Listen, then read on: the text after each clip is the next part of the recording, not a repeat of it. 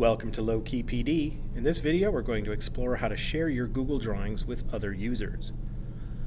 So if you go to your File menu in your Google Drawing, you'll notice that you have three options: Share, Email, or Download. If you hover over the menu for Share, you're going to have Share with Others, which will just open up the regular sharing window, right? So you can choose users that you're going to share with, you can give them the different permissions, and you can generate the link. Who's going to have access to it? Is it only the people you choose? Is it anyone in your organization or anyone with the link? So you can share Google Drawings using the typical sharing menu. If you click on Email, you can email the file.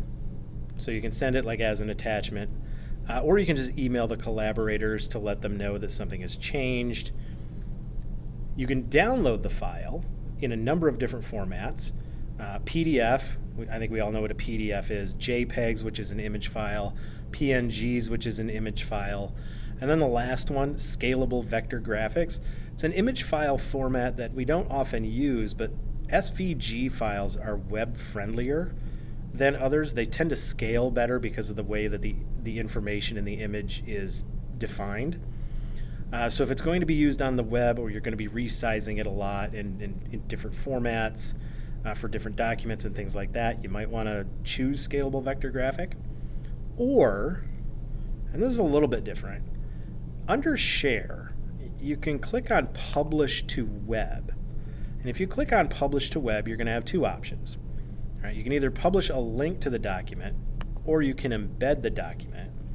You can choose its size, and you have a couple of options, right? Restrict access to the following. This would be any organizations to which you belong or your specific account belongs. Right now, this is just my school organization, so that's the only one that shows up.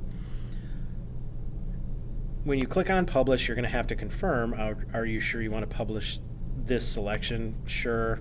All right, and now, once I publish, I now get this embed code. And basically what an embed code would do is, if I have a web page and I want to insert this element into the web page, I can embed this, and the web page will basically create a holder for this information, and when the web page loads, it will just load this image or this Google Drawing into that holder. Or if I just want the link, it will generate a link, and then I can share that using either Gmail, Facebook, or Twitter. So there's a number of ways that you can share your Google Drawings with others depending on their role. Do you want to make it public? Are they collaborators? Or you can send it as an email attachment, like a normal file that you might do throughout your business day.